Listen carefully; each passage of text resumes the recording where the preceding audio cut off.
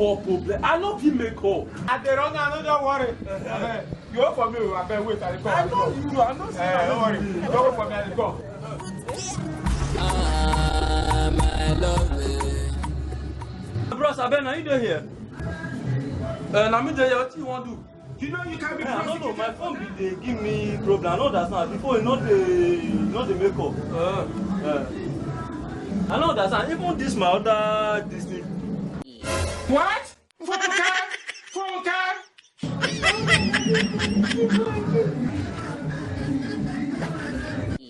What? Phone card.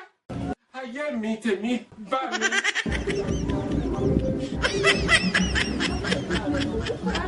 This phone not be small pikin. Yeah, you see now. Inner light, everything dey. What?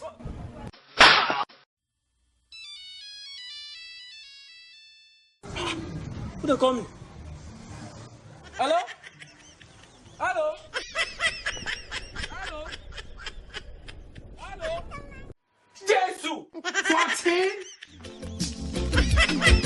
14?